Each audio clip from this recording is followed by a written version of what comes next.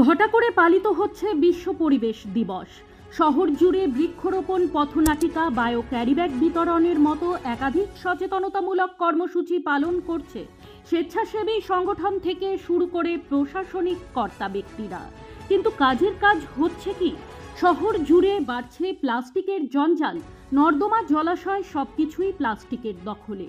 একদিকে যেমন এই প্লাস্টিক ভূগর্ভস্থ জলস্তরকে বাড়তে দিচ্ছে না, অন্যদিকে নিকাশি ব্যবস্থাকেও ভেঙে ফেলছে। সামান্য বৃষ্টিতেই শহর ডুবছে জলের তলায়। এ কোন ভবিষ্যতের দিকে এগোচ্ছি আমরা? সচেতনই বা হব কবে?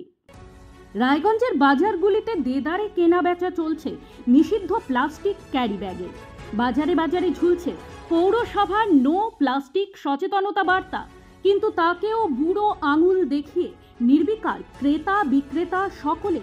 বিক্রেতাদের মতে ক্যারি ব্যাগ উৎপাদন থেকে শুরু করে ক্রেতার হাতে পৌঁছানো পর্যন্ত আরও কড়া পদক্ষেপ নেওয়া উচিত প্রশাসনের।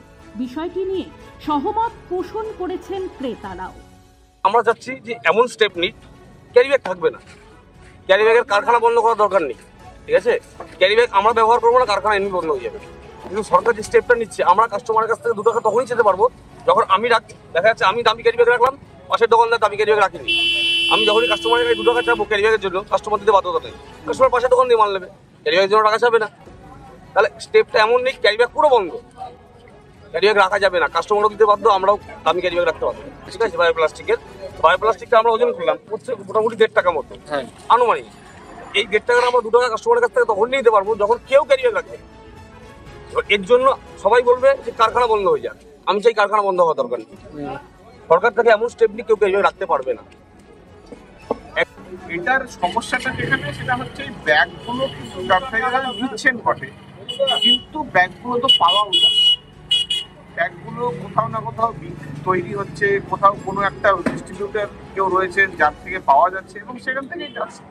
কিন্তু সচেতনতার জায়গা থেকে একটা জিনিস খুব জরুরি, সচেতনতার সাথে সাথে এই যে প্রশাসনের যে এই যারা মাথা রয়েছে, যারা বিভিন্ন সময় অভিযান চালান, আর দেখছি রায়গঞ্জ পৌরসভার তরফ থেকেও একটা এখানে বিভিন্ন জায়গায় ব্যানার পোস্টার লাগানো রয়েছে।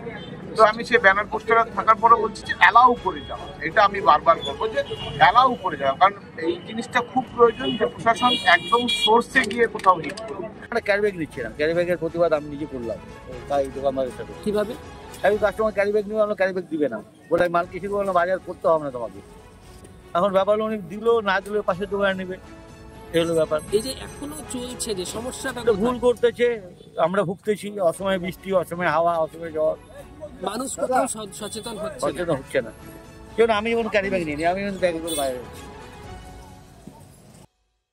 বিভিন্ন ব্যবসায়িক সংগঠনগুলির মতে বাজারে যে বায়ো প্লাস্টিক ক্যারি ব্যাগ চলে এসেছে, বিক্রেতাদের সেদিকে নজর দেওয়া উচিত।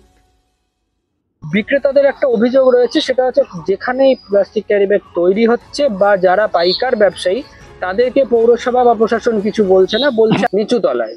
এই ব্যাপার না, এটা যদি বিক্রেতা বলে, বিক্রেতারা নিজেরা বাঁচার জন্য বা ক্রেতারা নিজেরা বাঁচার জন্য এই কথাগুলো বলে, আমি এখানে আপনাদের মিডিয়াতে বলবো এটাই, অনেক অবৈধ জিনিসই তো বিভিন্ন জায়গায় বিক্রি হয়। সেই অবৈধ জিনিসটাকে আমার দোকানে রাখবো, সেই জায়গাটা তো আমাকে সচেতন হওয়া উচিত, তাই না? অবৈধ জিনিস তো শহরে বহু অবৈধ জিনিস বিক্রি হচ্ছে, তো সেই জিনিসটা আমার দোকানে রাখবো কেন? আমি অন্যের ঘাড়ে দোষ চাপিয়ে নিজের দোষকে ঢাকবো কেন? আমাকে নিজেকে সচেতন হতে হবে।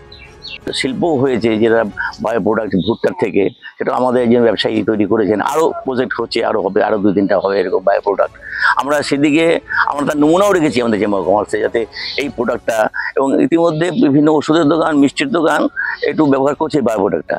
তো আমরা অনুপ্রাণিত তাদের উৎসাহিত করছি ব্যবসায়ীদের, যাতে করে ওই বায়ো প্রোডাক্ট ব্যবহার করা হয়, যাতে করে প্লাস্টিক বর্জিত সমাজ আমাদের দরকার।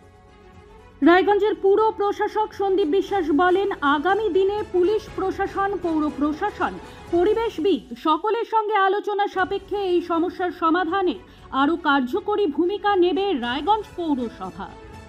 আমরা তাই এখন কমিটিগুলোকে নিয়ে বসছি, যাতে বাজার কমিটিগুলোর মাধ্যমে তাদের ক্রেতা বিক্রেতা উভয় শ্রেণীর মধ্য দিয়ে আমরা যেন প্লাস্টিক মুক্ত রায়গঞ্জ উপহার দিতে পারি, তার জন্য আমাদের প্রচেষ্টা লাগাতার প্রয়াস চলছে। কোথাও বিক্রেতারাও এখন দাবি করছেন যে পৌরসভা আরেকটু করা হোক, এখন বিক্রেতারাই দাবি করছে। ঠিক আছে, আমরা পৌর বোর্ড এটা নিয়ে আলোচনা করব। আমরা সরকার এর সঙ্গে আলোচনা করব, পুলিশ ডিপার্টমেন্টের সাথে আলোচনা করব, পরিবেশ বিভাগের সাথে আলোচনা করে আমরা নিশ্চয়ই যথোপযুক্ত ব্যবস্থা গ্রহণ করব। শুভজিৎ দাসের রিপোর্ট, নিউজ বৃত্তান্ত। সব মাই চায় মেয়েকে রাজরানীর মতন সাজাতে, সাজিয়ে তুলতে চায় সোনার গয়নায়। তাই আমি বলছি, মেয়ের বিয়ের গয়না কিনুন ওরিয়েন্টে, ওরিয়েন্ট জুয়েলার্স, সোনা যা সর্বক্ষণের।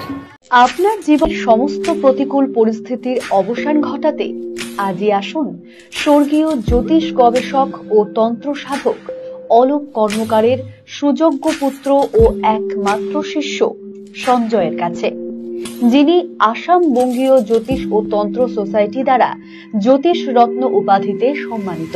তাই আজই আসুন বংশানুক্রমিক ও সুদক্ষ জ্যোতিষ প্রতিষ্ঠানে।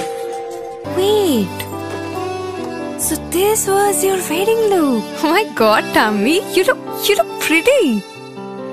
ঢাকা থেকে যখন আইছিলাম এ হগল আমার মা আমারে পরায় দিছিল। It's so authentic, Tammy. I will go for this look. But what about my goina? সাদা রঙের রুমালটিতে গোলাপি রঙের কাজ, সব মিলিয়ে দারুণ হবে নতুন কনের সাজ। আমার গয়না আমার শ্রী ঢাকা জুয়েলার্স। অনুভূতি স্মৃতিগুলো থেকে যায় সব সময় আদরে। কুকু কুকু কিরে হলো? আসছি, লকডাউন সময় তো হয়ে এলো। কিছু স্মৃতির ভাজেই তোলা থাকে শুভারম্ভে প্রাপ্তি। 50 বছরের অভিজ্ঞতায় অগ্নিশ্বর জুয়েলার্স, নিখুঁত গয়নার কারিগরি। অগ্নিশ্বর জুয়েলার্স।